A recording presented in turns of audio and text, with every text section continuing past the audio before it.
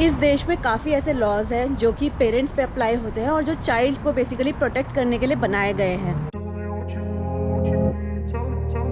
अगर कोई भी इन गाइडलाइंस को फॉलो नहीं करता या रिपीट ऑफेंडर बनता है तो ऐसे कई स्ट्रिक्ट एक्शंस सोशल सर्विसेज आपके अगेंस्ट ले सकती है। आपको पेनल्टीज भी मिल सकती है और इवन यहाँ तक कि आपके बच्चे को भी आपसे छीना जा सकता है। आज हम इन्हीं सब लॉज और गाइडलाइंस के बारे में इस वीडियो में बात करेंगे। तो यहाँ पे पेरेंट्स की रिस्पॉन्सिबिलिटी बनती है कि बच्चों को अपना स्कूल में एजुकेशन दें। और यहाँ पे लॉ है कि आपको हर बच्चे को 5 साल से उम्र से लेकर 16 साल की उम्र तक स्कूल की एजुकेशन मिलनी चाहिए। अगर फॉर सम रीज़न कोई पेरेंट्स अपने बच्चे को स्कूल नहीं भेजता है तो उस पर एक्शन लिया जा सकता है। तो आपको स्कूल्स कांटेक्ट कर सकते हैं या फिर जो वर्कर्स हैं वो कांटेक्ट कर सकते हैं। अगर आप फिर भी अपने बच्चे को नहीं भेजते हैं तो पुलिस भी आ सकती है आपके घर पे। तो यहाँ का ये इवन राइट टू एजुकेशन जैसे इंडिया में स्ट्रिक्ट है, मतलब राइट टू एजुकेशन यहाँ पे मतलब काफ़ी स्ट्रिक्ट है। तो यहाँ पे एक ये भी लॉ है कि जैसे कि इंडिया में तो हम छुट्टियाँ ले लेते हैं काफ़ी कि बच्चों की छुट्टियाँ करवा दी स्कूल से और घूम आए, या कोई शादी आ गई या कोई फंक्शन आ गया। लेकिन यहाँ पे उस चीज़ के लिए परमिशन लेनी पड़ती है। नहीं तो यही कहा जाता है जो टर्म के हॉलीडेज़ होते हैं उसी में ही आप बच्चे को कहीं घुमाने ले जा सकते हैं, वो भी परमिशन लेके स्कूल से कि हाँ जी हम अब बच्चे को यहाँ पर लेके जाएंगे इन छुट्टियों में। या मतलब स्कूल को पूरी इन्फॉर्मेशन होनी चाहिए।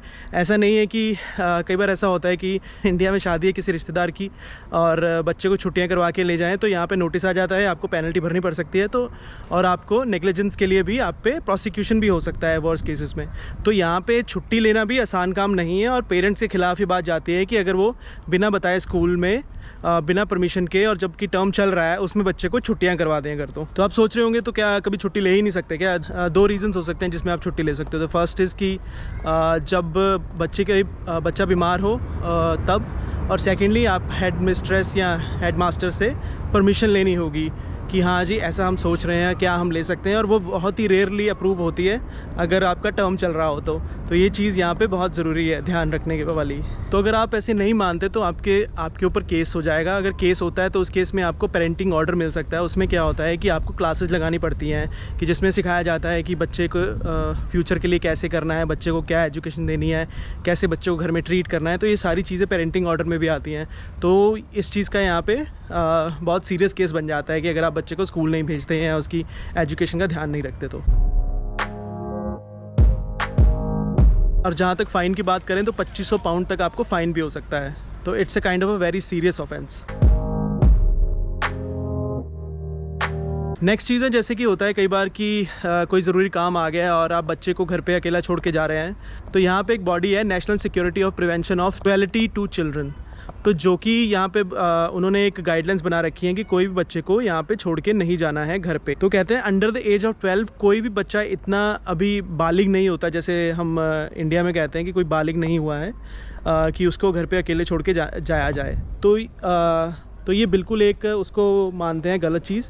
और अगर आप छोड़ के जाएं तो वही है कि आपको पुलिस लेने आ सकती है, जेल में आपको जाना पड़ सकता है। नेबर्स बता सकते हैं कि हाँ जी बच्चा कोई है साथ वाले घर में जो कि अकेला है, तो आप बहुत मुसीबत में फंस सकते हैं अगर आप ऐसा कुछ करेंगे तो। और जैसे बच्चा 16 साल का होता है, अगर बच्चा छोटा है तो वो ओवरनाइट अकेले नहीं रह सकता है। तो ये यहाँ पे लॉ है कि 16 साल के बच्चे के लिए और 12 साल के लिए तो वो तो रह ही नहीं सकता है किसी भी, चाहे दिन हो रात हो कहीं भी हो, अलोन नहीं छोड़ना है। और जो काफ़ी इंपॉर्टेंट एक पॉइंट आता है कि जैसे इंडिया में स्मैकिंग जो होती है काफ़ी नॉर्मल होती है। स्मैकिंग मतलब कि बच्चे को मारना काफ़ी हमारे कल्चर में एक नॉर्मल चीज़ मानी जाती है कि हाँ बच्चा नई बात सुन रहा है, उसको डिसिप्लिन करने के लिए पेरेंट्स को मारना पड़ता है कई बार। और लेकिन यहाँ पे वो चीज़ काफ़ी कंट्रोवर्शियल है। यूके में जैसे स्कॉटलैंड और वेल्स में बिल्कुल ही बैन है कि आप अपने बच्चे को टच तक नहीं कर सकते हैं। इंग्लैंड में जो रूल है वो थोड़ा सा कॉम्प्लेक्स है, जिसमें ये कहा जाता है कि किसी सर्कमस्टांस में आपने अगर बच्चे को टच किया है तो किसी पर्टिकुलर सर्कमस्टांस में ही आप हल्का फुल्का उसको मतलब डरा सकते हैं बच्चे को। बट ऐसा नहीं है कि आप उसको थप्पड़ मार दें। अगर कोई उसको ब्रूज हो जाए, कट हो जाए, कुछ भी हो जाए या बच्चे को आप हर्ट कर रहे हैं एक तरह से, तो उस चीज़ को मतलब सीरियसली प्रोसिक्यूट किया जाएगा और आपको पुलिस बुलाने आ सकती है। है। तो ये चीज़ है। और ऐसा भी होता है कि बच्चा जाके स्कूल में बोल सकता है अपने टीचर को कि ऐसा हुआ, तो टीचर बुला सकते हैं पुलिस को। या ऐसा भी हो सकता है कि कोई टीचर प्यूपिल को टच करता है स्कूल में, तो उसके लिए वो आप हेडमिस्टर या कोई भी बता सकता है, और उस केस में भी पुलिस आ जाएगी और टीचर को भी धर लेगी और आपको भी धर लेगी अगर आपने कुछ ऐसा किया हो। तो ये काफ़ी एक यहाँ पे स्ट्रिक्टनेस है इस चीज़ के बारे में कि आप ऐसा नहीं कर सकते किसी भी बच्चे के साथ कि उसको स्मैकिंग, स्पैंकिंग या कुछ करना, उस बच्चे को हर्ट करना जो कि उसको मेंटल टॉर्चर हो, जिससे कि उसकी डेवलपमेंट पे असर पड़े इन चीज़ों का। तो वो ये यहाँ पे बिल्कुल भी अलाउड नहीं है। बट काफ़ी चीज़ें अब इंडिया में भी इम्प्रूव हो रही हैं इसको लेकर कि ध्यान रखा जाता है कि बच्चे को प्यार से समझाया जाए, चीज़ें उनको एक्सप्लेन किया जाए और ना कि उनको मार के सीधा किया जाए। तो ये मैं आपको बता देता हूँ कि क्या क्या चीज़ है जिसको ये मानते हैं कि बच्चे को मारा गया है। जैसे कि बच्चे पे कोई ग्रेजेस हो जाए, कोई स्क्रैच आ जाए, कोई अब्रेशंस आ जाए, माइनर ब्रूजिंग हो जाए, स्वेलिंग हो जाए, रेड हो जाए स्किन, सुपरफिशियल कट्स हो जाए या ब्लैक आई हो जाए, तो आपको जेल में जाना ही पड़ेगा। आपको पुलिस पकड़ के ले ही जाएगी क्योंकि आपने बॉडीली हार्म पहुंचाया एक बच्चे को। तो ये काफ़ी एक सीरियस ऑफेंस है यहाँ पे। तो ये कैटेगरी में आता है एक्चुअल बॉडीली हार्म जो आपने बच्चे को किया हो। तो आप ये सोच रहे होंगे कि यार बच्चे को फिर डिसिप्लिन कैसे करेंगे अगर मतलब बात मान ही रहा बच्चा और आप उसे प्यार से समझाने की कोशिश कर रहे हैं। तो यहाँ पे उसके लिए भी गाइडलाइंस है। यहाँ पे कहा जाता है कि बच्चे को प्यार दो, वार्मथ दो और ट्राई करो पॉसिबली प्यार से समझाने की। सिंपल रूल्स घर के सेट करो और लिमिट सेट करो। अपने खुद ही बच्चे का रोल मॉडल बनो कि अगर कोई बच्चा किसी चीज़ को मना कर रहा है और आप भी वो चीज़ ना करें घर पे, राइट। और प्रेज़ करें गुड बिहेवियर को, जिससे कि बच्चे को इंसेंटिव मिले और वो अच्छा ही काम करे, ना कि आपको तंग करे। बैड बिहेवियर को कई बार इग्नोर भी करना पड़ता है और अगर रिपीट हो रहा है तभी उस पर एक्शन लिया जाए। और क्रिटिसाइज़ बिहेवियर मत करें बच्चे पे, उसको बार बार क्रिटिसाइज़ मत करें जिससे प्रॉब्लम हो सकती है। और ट्राई करें कि ह्यूमर से या किसी और चीज़ से प्यार से बच्चे को डिस्ट्रैक्ट किया जा सके अगर वो किसी ज़िद पे अड़ गया है तो अगर फिर भी पनिशमेंट करनी पड़ती है बच्चे की, तो आप उनको टाइम आउट दे सकते हैं कि हाँ तुम बाहर नहीं जाओगे या तुम्हें ये 2 घंटे अब खेलना नहीं है आज तुम्हें। तो इस तरह की छोटी छोटी चीज़ों से आप बच्चे को कंट्रोल कर सकते हैं, ना कि उसको मार कर।